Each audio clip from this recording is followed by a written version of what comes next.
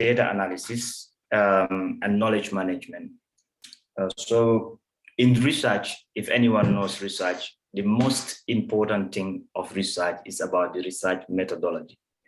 And data analysis is one of the most important components. And only if you have a good knowledge about data analysis and knowledge management, you can be employed around the world by big corporations. So today, I know this topic is really huge. So what I try to do is like I prepared this presentation last night to make sure that I have all the important components into this. So to introduce you this topic, and then if you are interested in any part of this, you can feel free to send me any email or ask me any question, or if you want to have one-on-one session, then I can explain that part to you. So I want to move to the next slide, but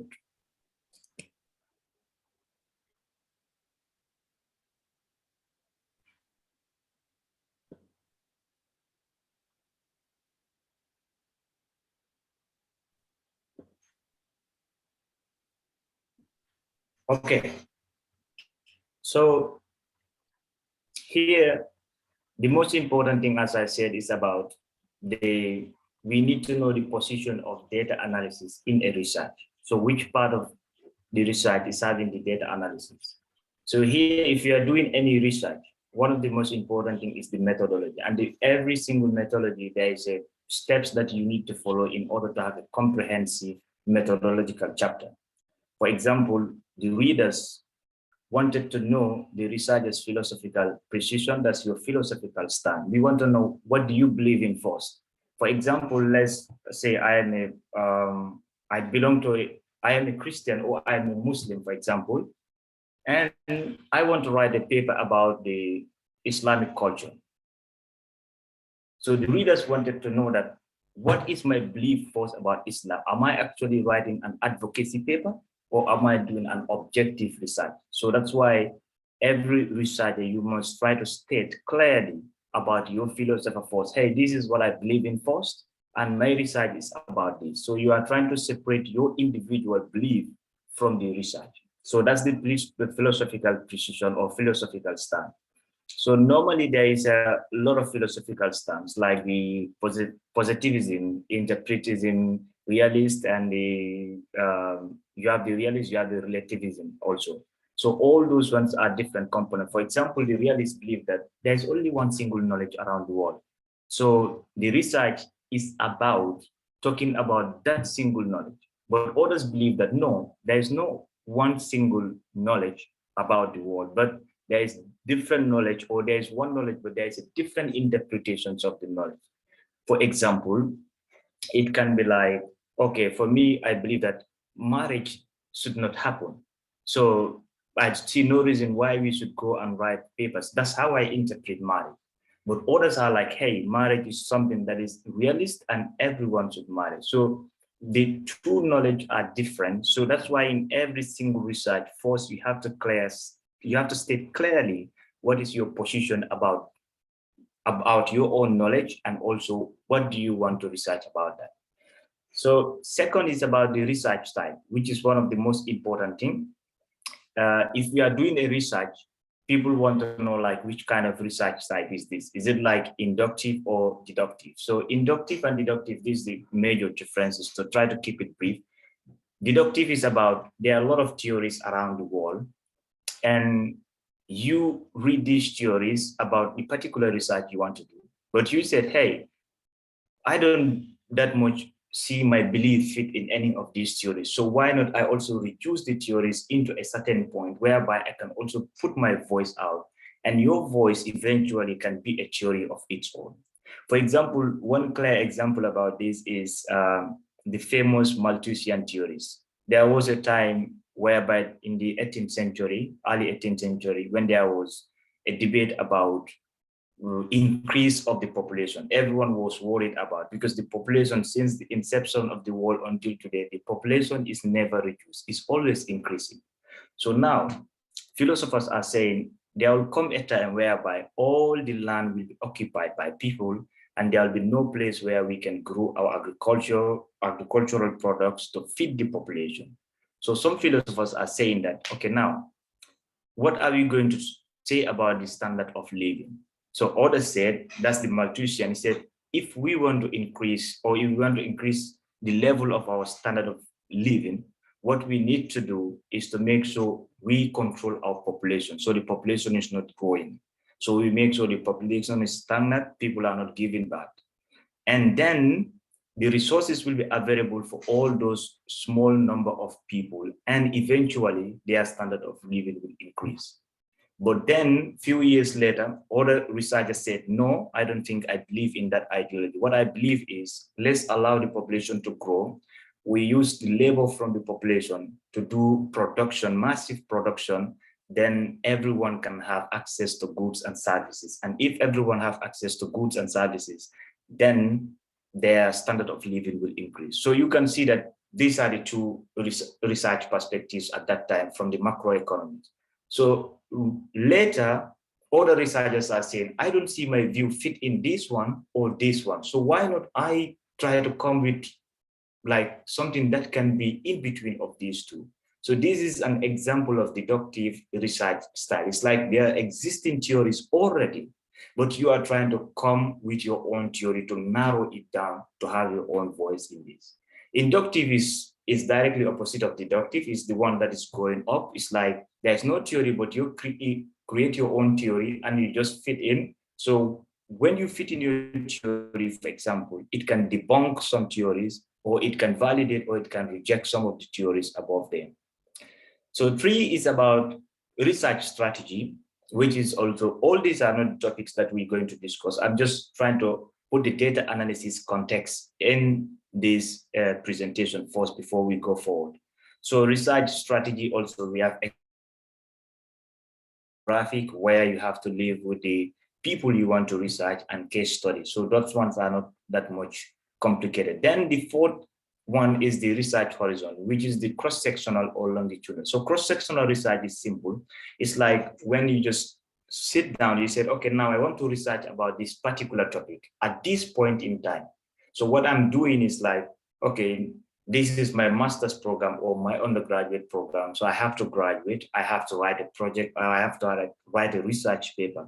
Then you just collect the data and you write a research paper at one time, and it's done, and you publish your results. This is called the cross-sectional research. But longitudinal is like, okay, I want to look at for example, the COVID vaccines are around. We start taking COVID vaccine, I think 2 years ago or 1 year ago. So some researchers can say, okay, I want to research about the effects or the impact of COVID vaccine over a period of time. So they started from day one when they vaccinating people. They take the sample and do little research and pack it.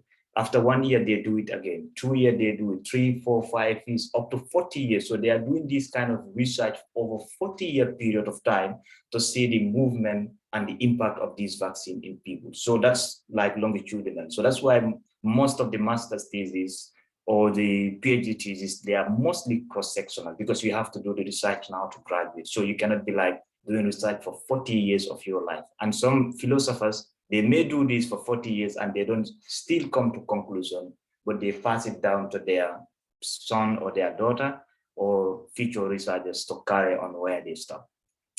And after this, we have the 5th one is sampling. Sampling is one of the most important things in research. If you want to research about people's perception or about anything, the most important is to have a representative sampling. So the 2 major sampling types, there are many sampling types though, but the 2 major ones are the probability and non-probability sampling type. So this, for example, the probability is when the whole population is included. Like I said, I want to know what are people's perceptions towards the government of the Gambia or Sierra Leone. Now my research, the population of the Gambia is about 2.2 million. So if I have to have a data for all the 2.2 million, then it's a probability. But if I say, hey, I cannot actually ask all the 2.2 million a question, but what I'm going to do, I'm going to ask maybe 30% of this population, and this 30%, I'm going to pick from both genders, and also from both genders, I'm going to ask from each region, all the 7 regions in the Gambia, I'll ask questions about all and also include all the tribes. Then this is non-probability. The 6th one is the data collection. Data collection depends on qualitative or quantitative, which we are going to do shortly. We're going to talk more about these 2 types of research and also how to collect data and also how to analyze the data, which is our topic. So the 7 parts of research design is the data analysis, which is our topic today. So data analysis, there's many types of data analysis. So only qualitative, you have more than 7, 8, 9, or many data analysis in qualitative, and quantitative also, you have different types of data analysis. And today we're going to look at all these things. So first, we start with data analysis techniques. Like I mentioned before, there is 2, but the 3rd one also is there. It's either qualitative data analysis or quantitative data analysis, or the mixed data analysis. So that's the combination of the 2. I have to keep my eye on the time so I can finish quickly. So we have the qualitative data analysis. Here I can say much about this, but qualitative data analysis is very simple. It's about research that are related to things that cannot be measured by number. If I want to do research about the income of the people of sub-Saharan Africa, that is very simple. I could go to financial institutions and know the GDP of that country, gross domestic product, gross national product, and then per capita income. Then I can know the list. Or I can go to World Bank database and I can have all these numbers, or I can go to IMF to know all these numbers, because it's numbers, it's about numbers. But now when I want to I want to do research on the feelings of the population with regards to early marriage, or with regards to FGM, that one is very difficult for me to measure those ones using numbers, because you cannot measure someone's feelings with number like that. We attempt to do that in quantitative research, but most of the time, if you want to have an in-depth knowledge about this or research paper about that, you don't measure people's feeling using numbers, because it's different. So qualitative research is a research that is measuring some of those soft qualities, not the hard ones, or not the ones that are tangible, you can see. So now we're going to the types of qualitative research. I'm going to take you through some of the types of this qualitative research. So first one is the narrative analysis. So narrative data analysis is like this. It's about telling a story. Any research topic that is about explaining the story of the people, explaining the story of the society, of certain ethnic groups, of certain traditions, certain culture, one of the best way to analyze that type of data is the narrative analysis. Because here, what you are doing is like you are not putting your voice into your research, but what you are doing instead is you are narrating the story of those people. For example, you want to write about, let's say, the Serere culture, then like the Serere religion culture. What you're doing in this kind of research is not about you are saying, okay, it's good or it's bad, or it's a nice one or it's not nice one, or I believe this is one of the most authentic culture. No, that's not your role. Your role is to narrate exactly what you believe is the story of these people. So if you are analyzing this kind of data, you are trying to narrate it. You are not analyzing any order. You are just narrating what is the exact story of this one. So that's the first one. The second one is the content analysis. Again, I can go back to the Serere culture. I can say, okay, I want to do research about the Serere culture, but I'm in Finland right now. And in Finland, how can I do this kind of research, for example? Okay, now what I'm going to do is I'm going to collect articles that talk about the Serere culture. I'm going to collect about newspaper articles that talk about the Serere culture. I'm going to look over the internet, Wikipedia, encyclopedia, and any single document. I'm also going to look at the ministries in the Gambia or in the country I want to do this Serere or Senegal, the Ministry of their Culture or Tourism, where they talk about the documents that they talk about, or the agreement or the treaties that they sign about this serial culture. I'm going to take those materials. These are the content I have. So now my job is to analyze this content and to present that one. So this is what is called content analysis. Your focus here is not narrating the serial culture, the serial story. It's not narrative, but it's about you are analyzing what the content say about the serial culture. So here, that's the most important thing. You are not the one who is putting your voice there. You are not explaining their story, but what you are doing, what the document says about their story, what the ministry say about their story, what other articles say about their story. That's what you are analyzing and you are just presenting. So next one is, the third one is thematic analysis. Thematic analysis is somehow similar to the content analysis. Thematic analysis is like you are looking at the themes, the things that are in the same category, and you are trying to put them in the same category and talk about them. For example, let's say, okay, the same about, let's say the Balanta marriage culture in the Gambia.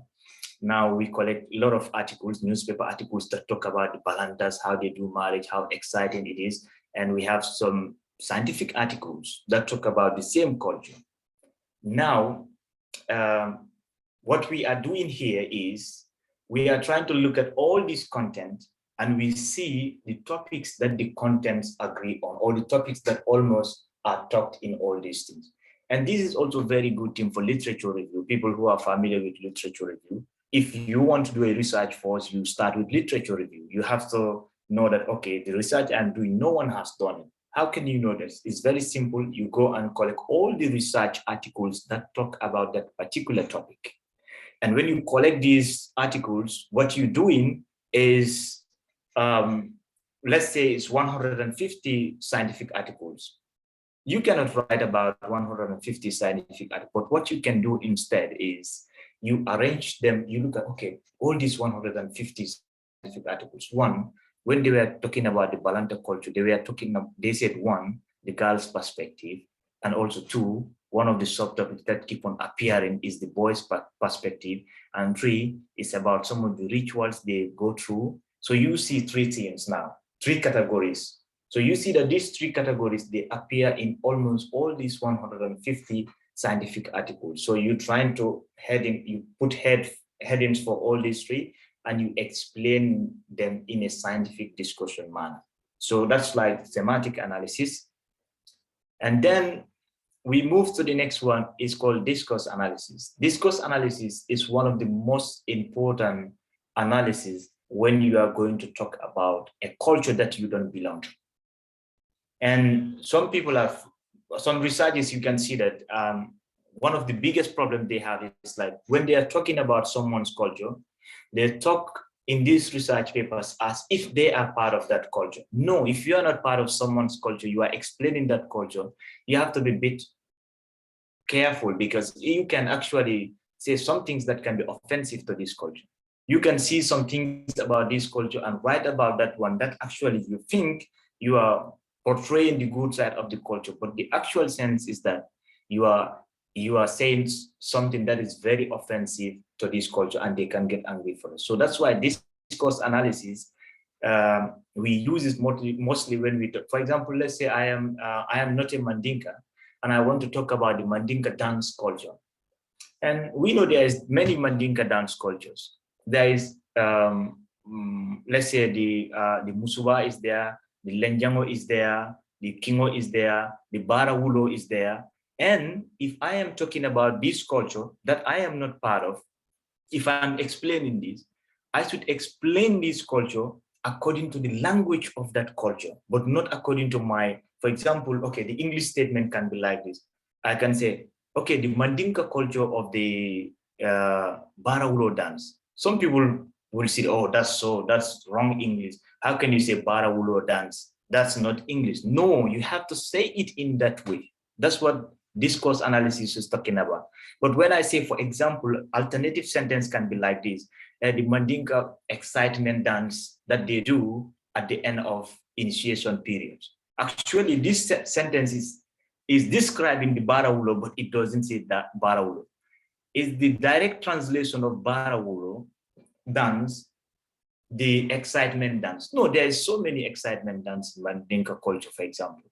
But then when I say the Mandinka Barawuro dance, it means I'm using their own words that they use for this and put it in English. So discourse analysis is really careful about these things. So if you are using, you want to do research about some people's culture, this is the analysis that you have to use. You don't have to use the other analysis. And grounded theory analysis, that one, I'm not going to say much about that, but it's about simply, there are so many theories in research. So if you have a research where you are analyzing the data, but here the focus is about the theories. It's about, okay, the one guy said about one theory about population should go like this, should go. But this person say about this theory, let's say in 1920 or in 18th century. Now I want to do research to say that this theory, if anyone wants to speak, by the way, you can just put your mic and you can just speak. But what I prefer also would be, after the session, if I finish, I want to finish so quickly, then we can just have an open discussions about everything, okay? Yes, with that being said, now the theory is like when something happened in the past, I said, okay, I want to do a research to debunk or to consolidate this theory. So that type of analysis I will use, it should be grounded theory analysis. That's the one best fitted for that. And finally, under the qualitative research area is interpretative phenomenological analysis. Here, we have seen so many researches about the people. For example, let's say one warrior in Guinea called Labbe, called Alpha Yahya. If you want to do research about the history of Alpha Yahya, you want to write an article or newspaper article about Alpha Yahya, the analysis you have to use is IPA, because this is the analysis that we use when you are going to explain about a phenomenon, about a person more particularly, about a warrior, about, let's say, a former leader of a country, or about a freedom fighter, or about an activist. This is you have to use the IPA for that analysis. So these are the six qualitative analysis. Now we go to the quantitative analysis, and these six, I'm not saying these are the only six, there are so many other ones there, but these are the six major ones that actually cover most of the qualitative data analysis. Now we go to quantitative analysis. Quantitative analysis is, we all know what is quantitative. It's about numbers. It's about those things that we can numerify when we want to actually do a research. It's not about a feeling, but it's about something that is tangible. Let's say the effects of employment on the effect of GDP on employment, or the effects of income of the people on spending behaviors. So all these are things that you can use quantitative data analysis. But here it's not more about how people feel, or always about numbers mostly. So here, the three major roles of quantitative analysis are these. First one, it tried to measure the differences between or among groups. Yes. So for example, it can be like this. We want to know the people who take a COVID vaccine and the other groups who do not take a COVID vaccine, what is their differences in terms of their health, in terms of their performance, in terms of their differences, in terms of their behavior. So we can use this quantitative data analysis for that. And there's so many other softwares that people can use to do this kind of analysis. You have the eViews, you have SPSS, you have this data. All these are quantitative data analysis software. And second, also, you want to know the relationship among variables. Like I just mentioned, we want to know that, okay, the governments in most of the sub-Saharan Africa increase the salary of the civil servant. Now, is the performance of the civil servant increase or decrease? So if you want to know this relationship, it's like one variable is the performance of the civil servant service, and the second group of people is the salary. So salary increase, is the performance increase or decrease? So this kind of analysis, we use quantitative data for quantitative analysis for that. And the third one is the testing of the hypothesis. Sometimes there can be say about, hey, we believe this is the thing. Like, let's say one of the hypotheses, one example can be the COVID vaccine will prevent you to be hospitalized. That's the null hypothesis. But the alternative hypothesis, if you want to test if this is true or not true, then the type of analysis we use here also is about the quantity, and we must use the softwares for that. And those softwares, if you are familiar with them, I have seen people who know just how to use SPSS effectively or Stata, and they are making employment out of that. So there is many ways, because a lot of people most of the people are running away from the quantitative data analysis area, and they want to outsource this kind of work to other students who can do it. And if you are familiar with those softwares, we have it with you. There's a lot of internet sites where you can join in and you can analyze people's data. You can have money on your own, your passive money on your own, in your own convenient time. Now, to move on, I think, okay, 34. To move on, the next step is about the branches of quantitative research. There are two major branches of quantitative research. One is the descriptive statistics, and the second one is inferential statistics. And here, before I move forward, I would like to explain this part, which most of us must be familiar with. This is about the population and the sample. The population is the whole group of people, or anything we want to study about. And the sample is only the component of that thing that we take, and we want to use that in our research so we can make a prediction about the population. The point of taking a sample is to do the research only and to make prediction. So as I said before, it's like descriptive statistics is just like the content of it describes the content of the sample. So that's all the simple sample we just take from our population that we want to do research on. Descriptive statistics is trying to describe only that. It's not going any further to make, okay, I think these the results, this is the conclusion. No, it's only describing the samples we take. For example, we said, okay, we want to measure the performance and income increase of the people of one of the paras, let's say Africell in Gambia. Now, the people of Africell, all the employees of Africell are our population. But now we say, hey, we cannot actually survey all the people, employees of Africell. Can we just take like 100 of those? So those 100, the role of descriptive statistics is to describe those 100 people and why we choose that 100 people among maybe 1,000 employees. So that's the only, but we are not making any conclusions in descriptive statistics, and we are not making any predictions.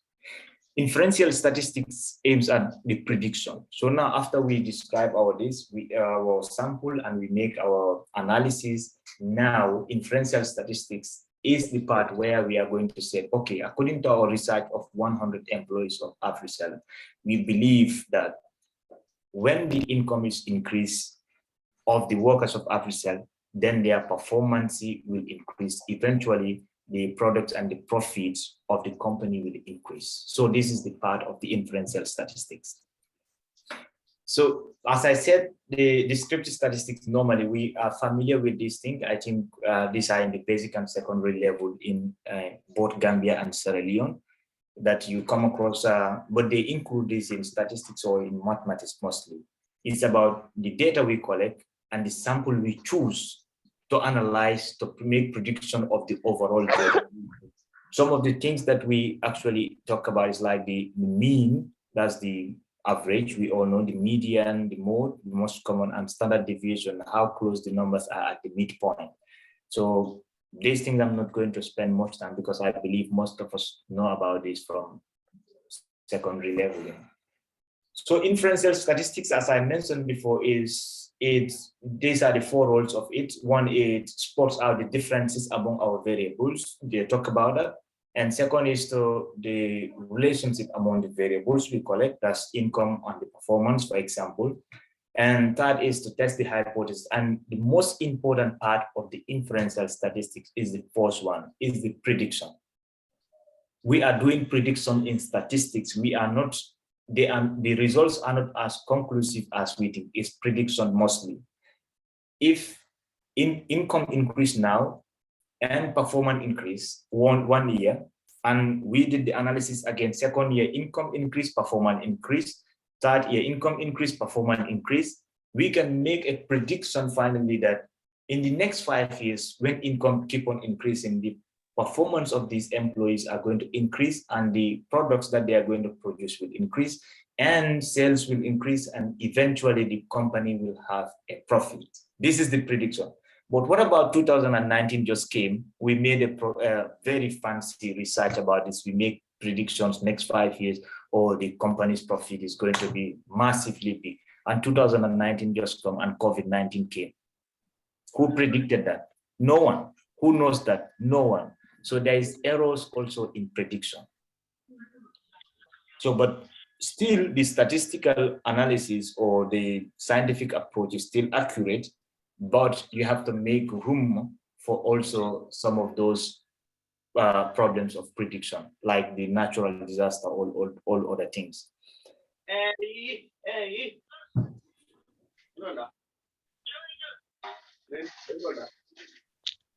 Okay, I will move on to the types of statistics, which is the final area now. There are three types of testing. There are three types of inferential statistics, and first one is the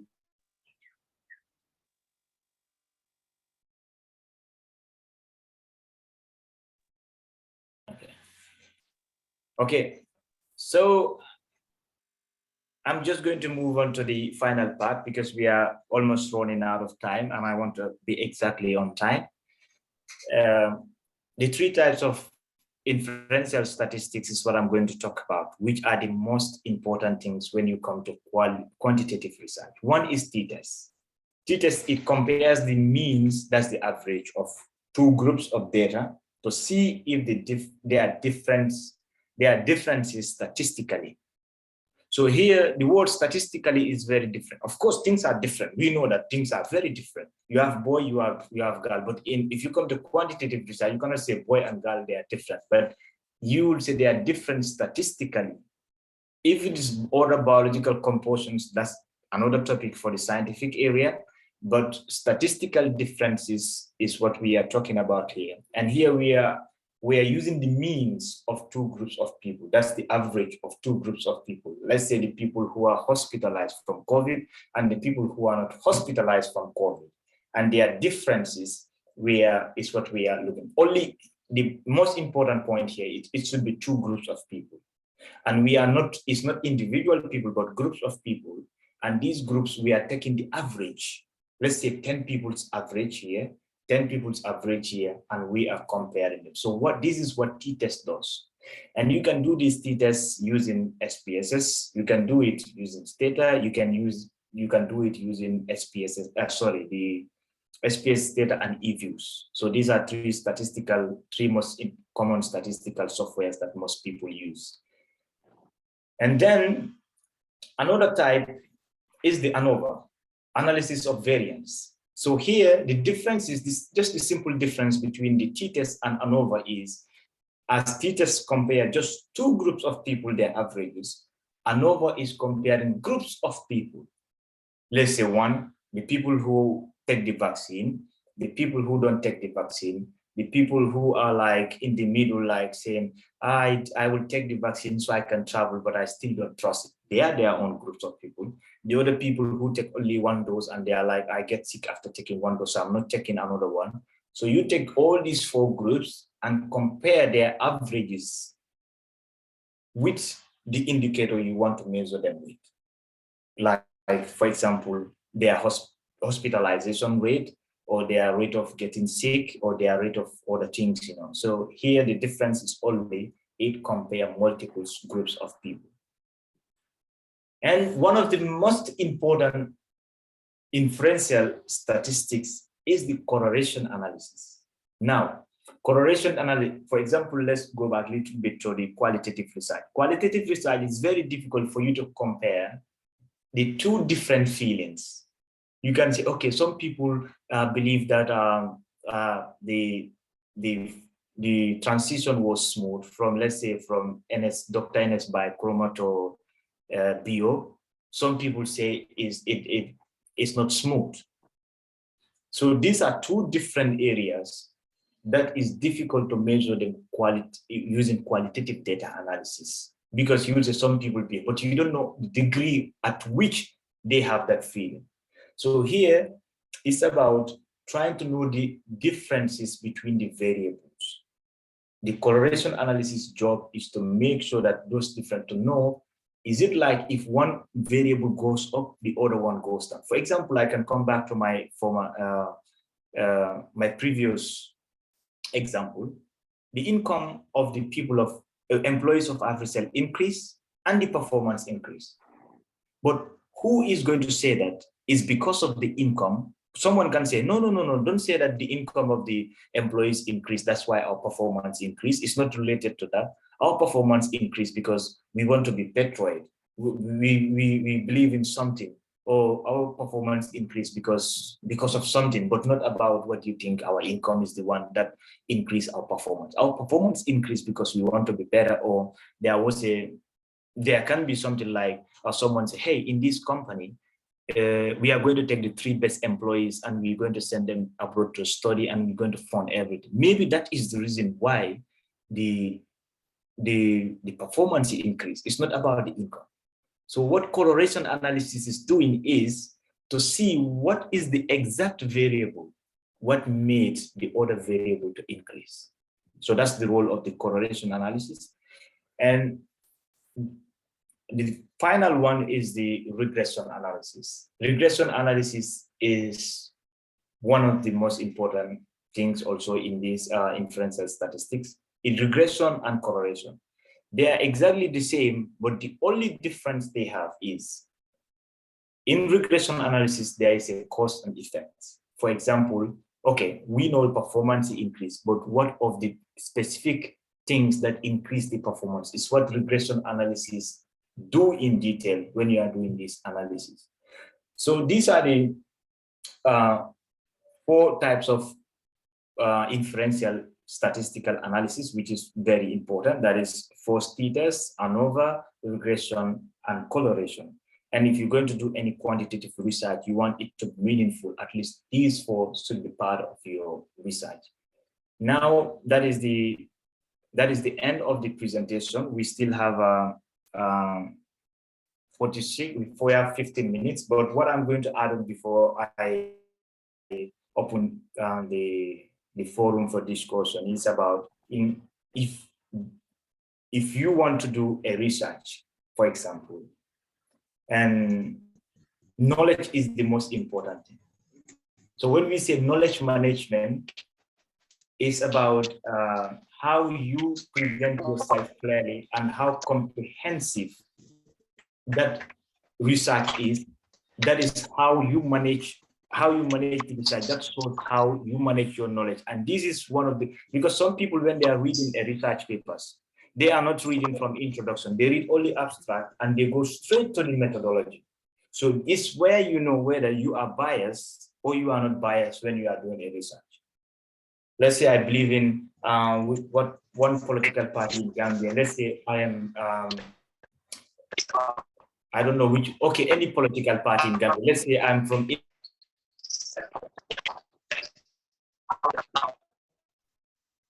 let's say I'm just from ABC political party. And now my belief is I don't like the first I don't like the president who is there. Now, because I don't like that one, I write a news article in one of the most leading newspaper company. People will know that, okay, we have to know if Yahya is analyzing or Yahya is actually being critical of the government. And you have seen, we have all seen that because we know the social media culture in our countries, how it is. It's like you read something, you know that, okay, he believes in this and this is what he's writing. Or you read the first line of this person's article or even just a mere Facebook post, you can exactly know what is the end of the post going to be, because it's the connection of this person and his analysis is not clear enough. So they will say, okay, this analysis, but it's not close to analysis at all. So finally, that's it. What we're going to do now, if you want to ask any question, then we can just go ahead and do that in this rest of the time. So we are not going to exceed the 1 hour that we have. Hello, good morning. Yeah, good morning. Yeah, my name is Sonko. Okay. I just want to make some comments. I just want to give some comments about data analysis. Yeah. Olufemi from Sierra Leone. Okay, nice to meet you. Yes, sir. Data analysis is said maybe a heavily reliant on technology, such as statistical models, machine learning algorithms, big data and cloud computing. However, its outcome depend largely on human quality, such as experience, decision, value, and judgment. Human judgment. Good morning, sir. Yes. Hello? Yes, I can hear you. Go ahead. Yeah. Human knowledge is at the core of data analytic, and knowledge management plays a key role in analytic process. This paper uses a data information knowledge wisdom hierarchy as an overarching structure to examine the end-to-end process of data analytic.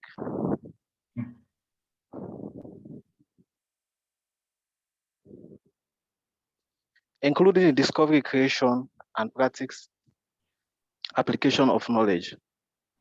Nunako's knowledge conversation theory is applied to the analytic process to shed light on the easily and often overlooked human organizational aspects that are fundamental to the effectiveness of data analytic, the alignment and synergy between data analytic and knowledge management help foster collaboration, drive innovative, and ultimately improve outcome. Now, I made mention of Nunako's knowledge. Nunako and Tikachu were the first two to tie the success of Japanese companies in their ability to create new knowledge and use it to produce successful products and technologies. I will stop there for now. Let's give audience to other people.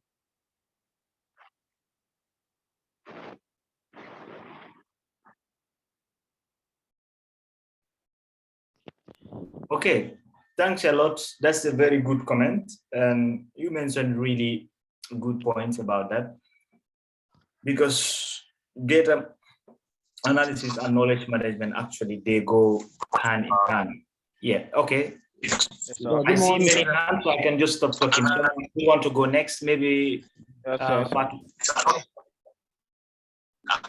okay, Nyanda, maybe you go first.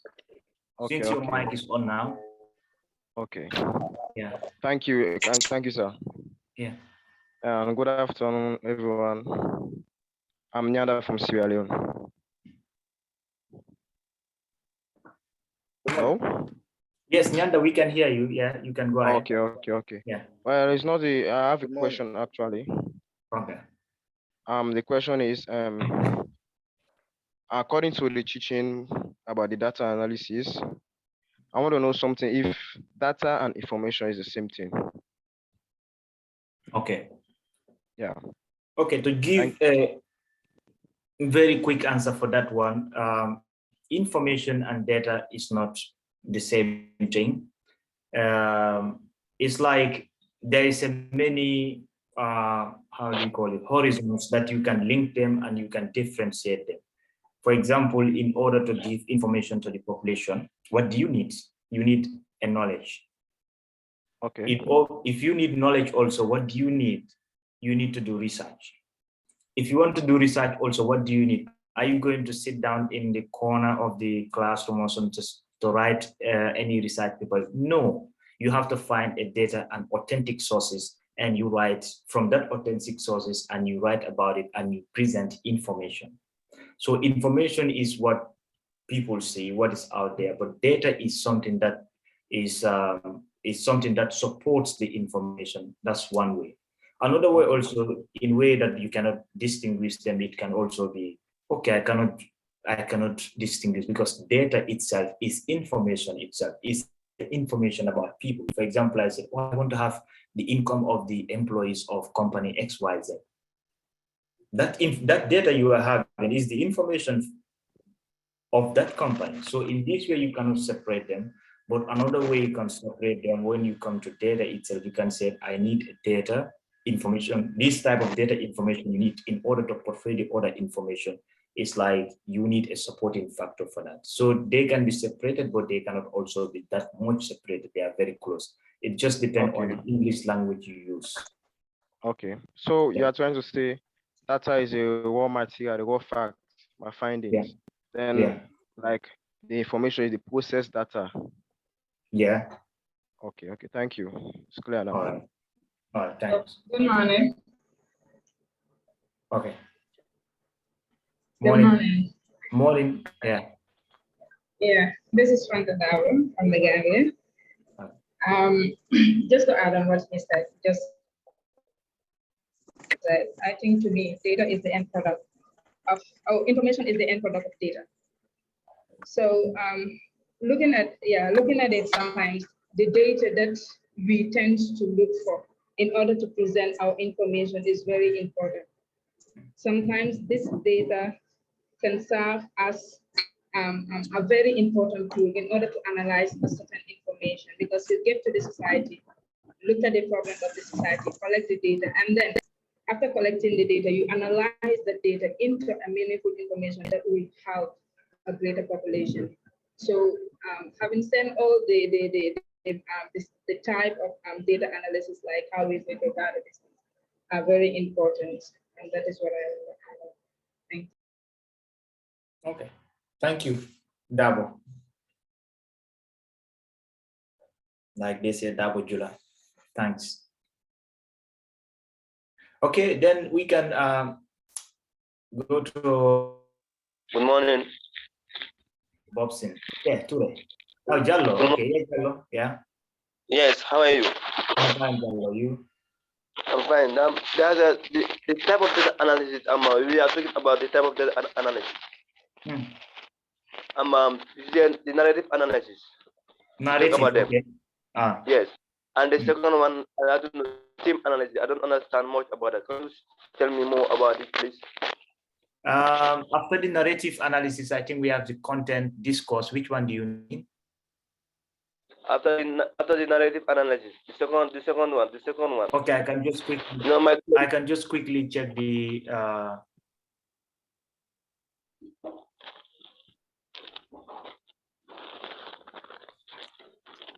Okay, after the narrative, we have the content analysis. Yes, the content. I don't understand. Yes, I don't understand that. Please narrate. Give me more idea. Content is like, I can put it in a simple terms for you. It's like, can you just tell me any research topic that is in your mind right now, or that you are doing or you want to do, for example? For example, random. I want to talk about the current situation in the Gambia. With this, the high prices. I want to decide high prices of the Gambia. Okay, yeah, I'm aware of that. The fluctuation of prices, price stability, and order. You know. So, for example, let's say you want to talk about price stability or the fluctuation of the price in the Gambia right now, as we all know, and you want to use a qualitative research for this. So now what you can do when you want to do content analysis is, first, you can go to Gambia Bureau of Statistics and Gambia Bureau of Statistics, and you can collect the income of the Gambia, like the population number of the Gambia, how many people are in the Gambia, how many male, how many female, what is the income. So you can also go to Central Bank of the Gambia. You can collect the per capita income of the Gambia.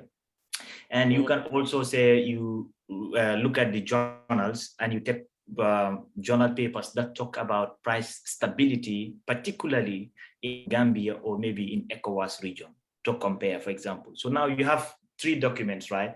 From Gambia Bureau of Statistics, you have one from Central Bank and one from the scientific journals. You have only those info, but you are not interviewing anyone. And now if you take all these documents You said, okay, I'm going to analyze the contents of these documents, what they say about the price stability.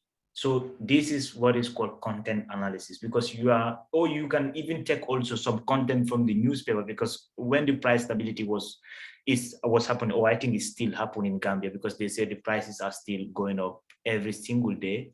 Newspapers are writing about this. Standard newspaper is writing. Point newspaper is writing about this. Alkamba Times is writing about this. The Fatu Network is writing. The Kelfadu is writing about this. GRTS, I don't know about that one.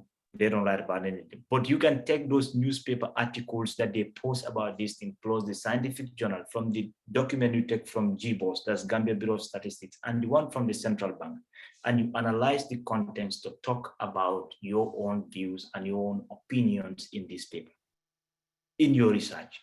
So those are your data in this sense. Those materials you collect are your data for this. So that's one example of this content analysis. You are actually, the primary aim is you are analyzing the contents that talk about this research topic that you are talking about. I hope that answers your question.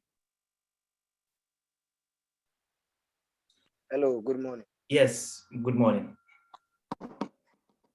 This is Michael Kelsey. I just want to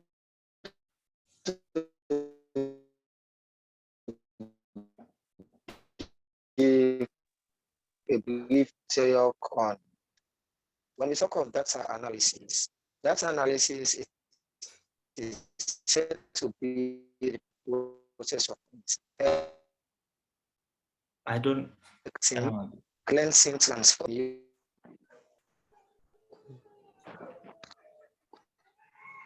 Michael, I think your internet is shaking a little bit. Can you repeat again? As we say,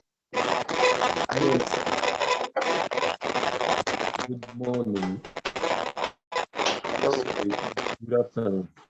Michael. Yeah, said my name write is something. Hello. Yes, Michael. Okay, yeah. Now is good, I think. Okay, I just want to give a talk on that.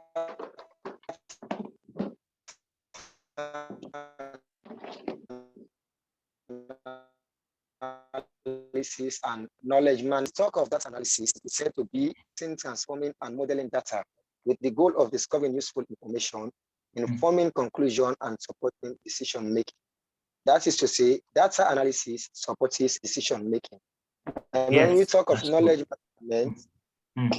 management, it is said to be the collection of methods relating to creating, sharing, using, and managing the knowledge and information of an organization. That's a very good point. Yes. Knowledge management is a multidisciplinary approach to achieve organizational objectives by making the best use of knowledge.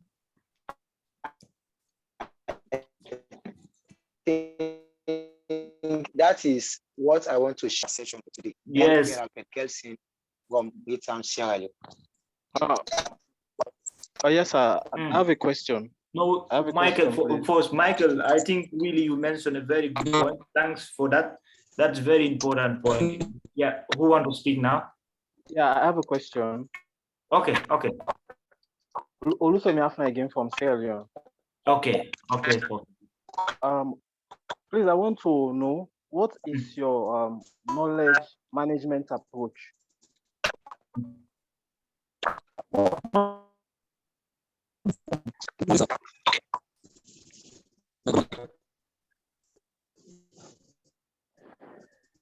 Hello. Yes. Whose microphone is on? Olufemi from Sierra Leone. Yeah. I'm saying order, maybe they can. Okay. You said what? I say, what is your knowledge management approach? Okay, I think knowledge management, actually, I can see most of you are going by definitions from the textbooks. But knowledge management is really huge and it's really much. First, what is the most important thing when it comes to knowledge management, not from the textbook definition? It's about what is your philosophical stand. There's no one knowledge first. there's a huge scientific debate about what is knowledge itself. Your belief towards knowledge and my belief towards knowledge is most differences that we have. So knowledge management actually starts from there. And if you go to like almost every single research, if you go to social sciences, which I believe most people are studying, there you can see that there will be a lot of articles that are talking about like the different stands of knowledge. But first you start with the epistemological point of view of the knowledge. Then you go to the ontological. Then if you go to the ontological, then finally you can trick down this to emic and ethic, which I don't want to go deep into the philosophical area, but it's like if you come to the qualitative data analysis, then you must go a little down to emic and ethic. That is the knowledge of an insider and the knowledge of an outsider. So you start from that first. The debate should not be knowledge management, but the debate should be tech management out first. And we stay with knowledge first. What is knowledge? And what are the views of knowledge? And what we believe is knowledge. What I believe is knowledge may not be what you believe in knowledge. Okay, for example, if we go a little bit deep into philosophy, it can be, or do you believe that God exists? We, the religious peoples of Islam and Christianity, we believe that God exists, but we never see it. That's our knowledge. We believe that there is one reality. But this is not the beliefs of the other people. They believe that it depends on what you believe or whatever you want to, whatever category you are, then that is your knowledge. It's like how you interpret it. They put everything based on interpretation, but it's not like, okay, I have to believe in something I don't see. So knowledge itself, that's why there is a huge topic also in knowledge about the knowledge and the contemporary modern society, which is like, okay, some scholars say that, okay, anything that we cannot see is not a knowledge. Some people are saying that, okay, I have a hope. Yeah? Okay. Yeah, so I think that's like an kind of a recap I can just give about that one. But the textbook definitions that say knowledge management and you believe in that and you stick in that one is far beyond that one. It's like knowledge itself. If you can do a little more research about knowledge itself, it's something very, very different. And there's a lot of view and there's a lot of research and there's a lot of scientific argument about what we believe knowledge is. So, okay. Yes. Okay. Yeah. Thank you. All right. I also want to give a... Excuse me, sir. Yeah. Excuse me. Yeah. Okay.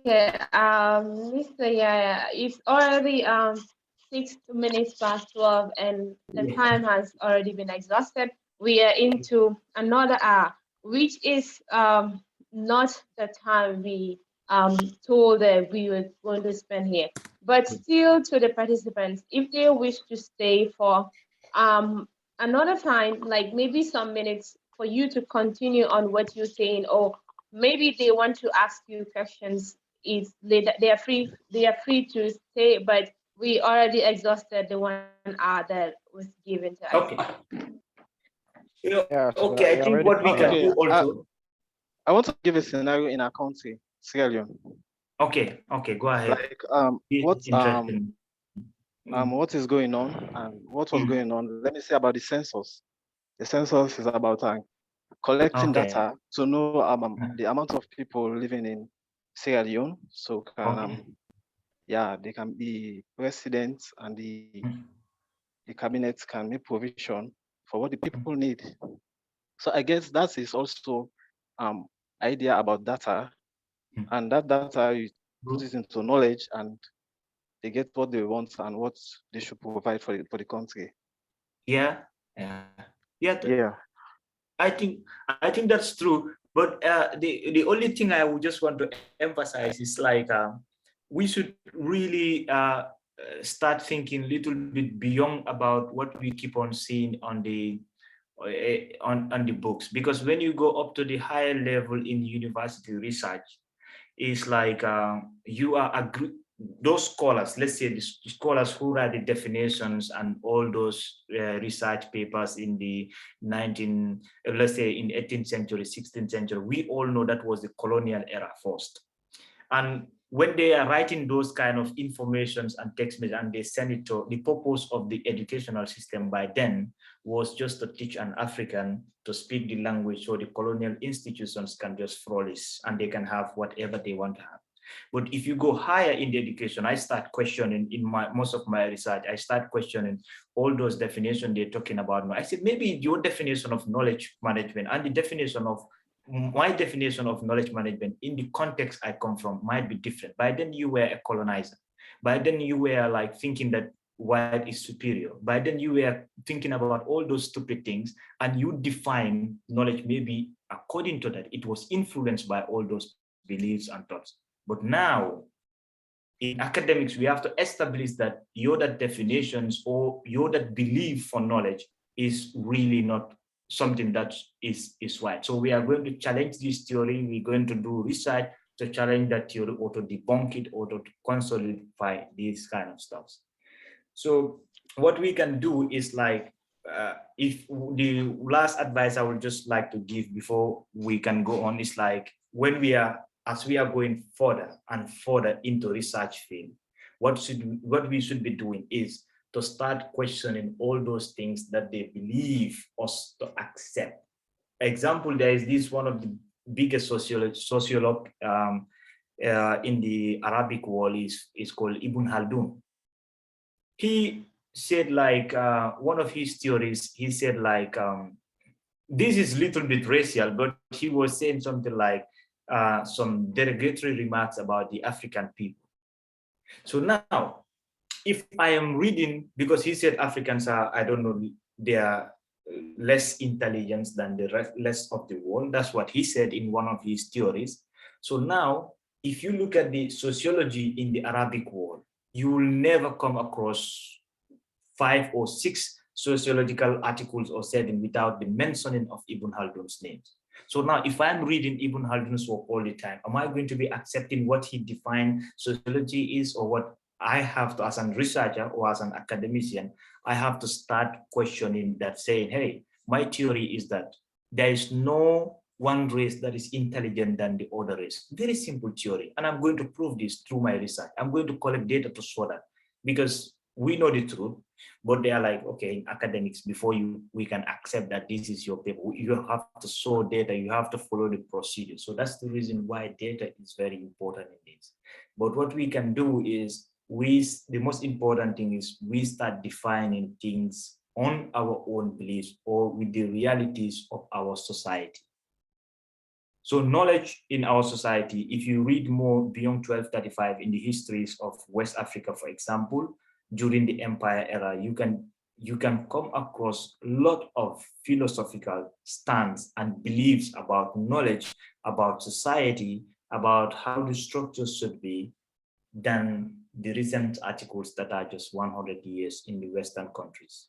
So this is not anti-Western, but it's like making your voice stand and heard than to believe in what is exactly in the books or stuff. Because I also passed through the same education system. We start memorizing since grade 1. Grade 12, whoever can memorize the most is the best student in the school. He can go and play football, he can do everything, but when the exam is left with 2-3 days, he can memorize the whole book, all the definitions, he can memorize all the theories, and he can come and write them down and get the best grade. But that's not knowledge. It's not close to knowledge. What is knowledge is those theories that you are doing, is to challenge them, is to accept them. It's not like you are going to go against every theory. Hey, what you said is wrong, what you said is wrong. No, it's like, hey, I want to know that theory that is along the line of the field of the field that I am studying. I want to know if that one I will agree with or I will not agree with. So that is the point, that's the final thing I will give. So if you want to ask more question, I can also leave my my email. Hello. Yeah, okay, yeah. I just have 2 inputs. Okay, okay. One could sort of, I mean, comment. The other one could be a question rather. Okay. So the first one you said, like, in the discourse analysis, yeah, we have to be very much mindful of the language that we use. And then you cited the Mandinka type of dance as a very good example. I think one needs to pay attention or pay attention to the language that one use. I can remember during the African Cup of Nations, there's this particular player who bears this name. Sorry to say, I think we have some Igbo people here from Nigeria. Oh, no? Yeah.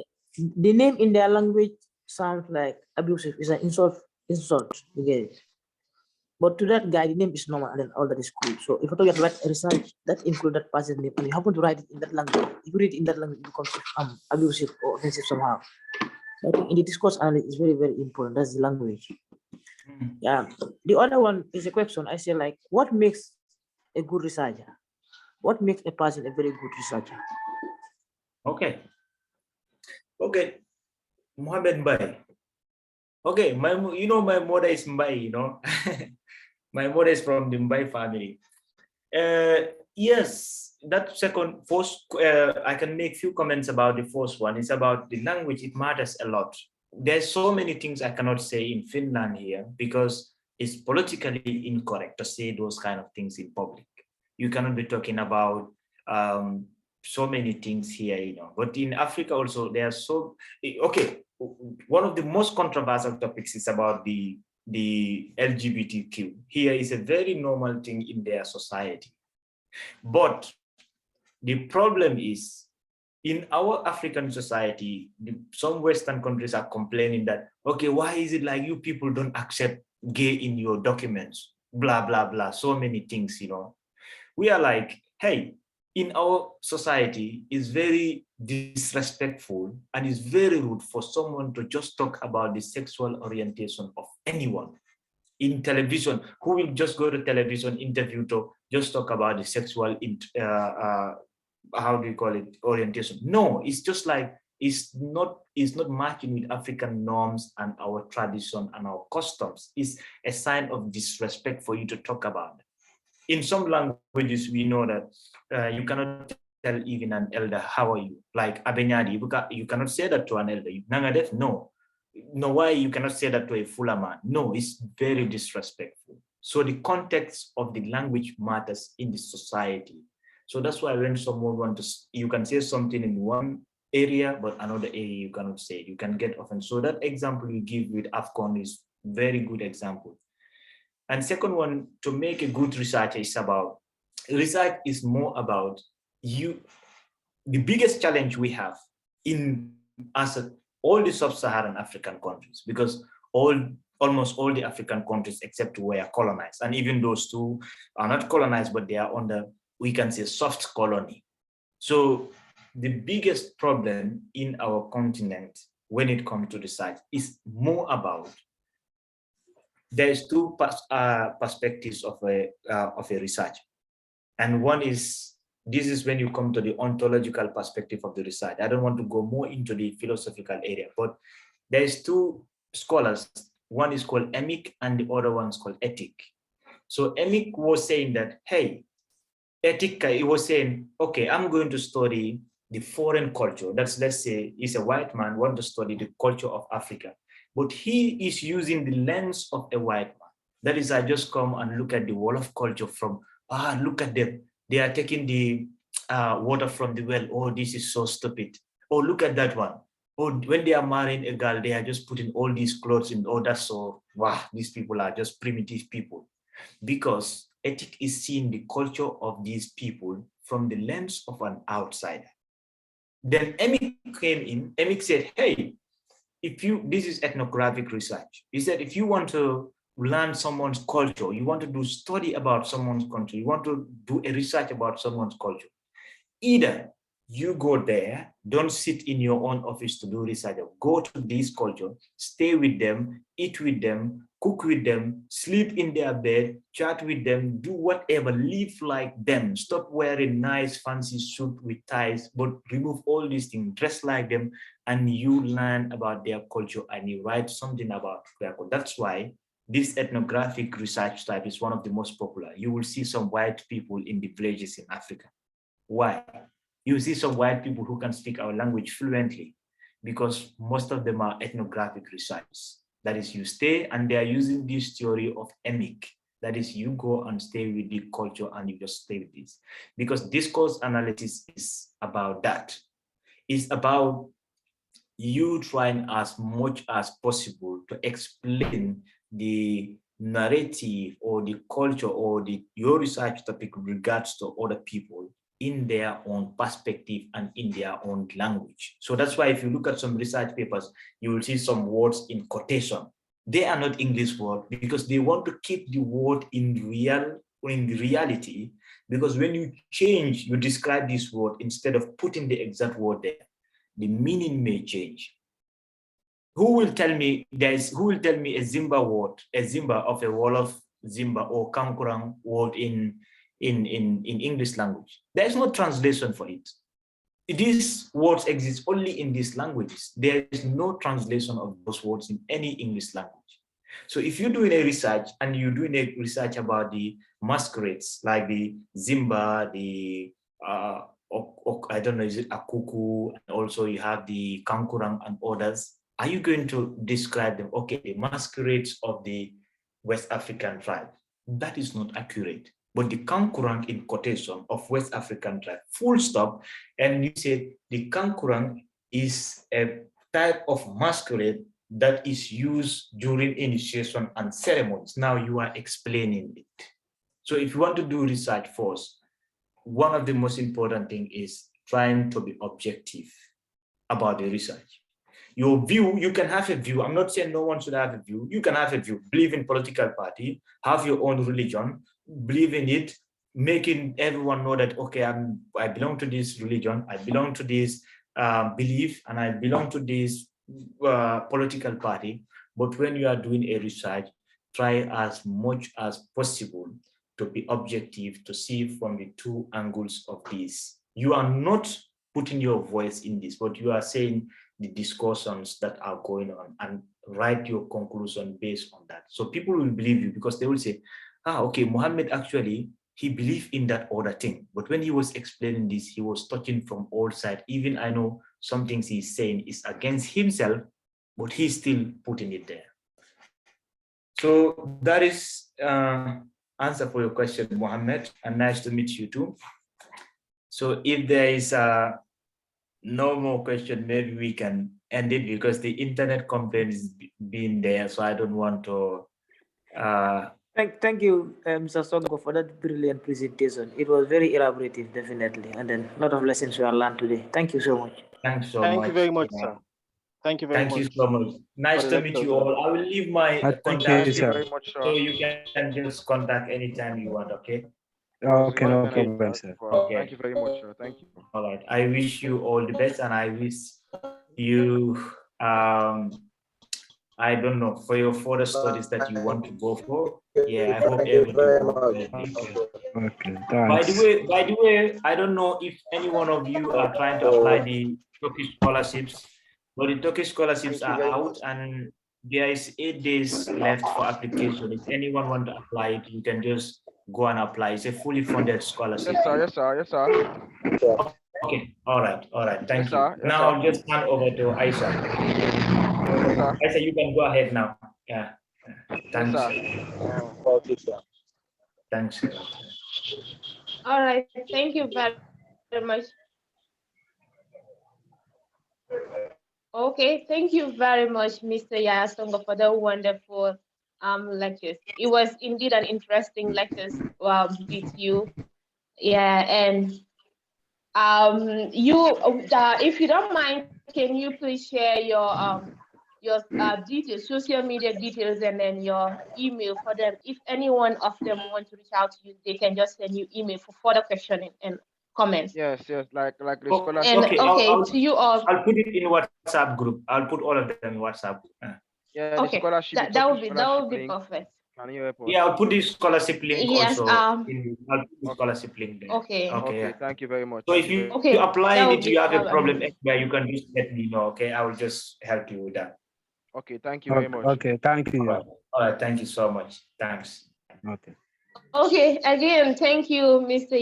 Sonko. That was a really interesting lectures.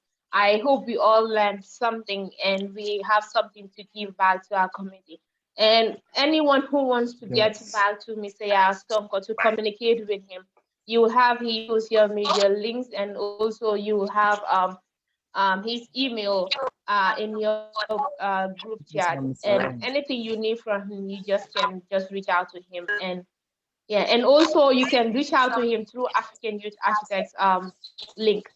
That's all for today, and hope we have a wonderful weekend, and then also see you all next one. Thank you all. Thank you. Thank you. All right, bye-bye.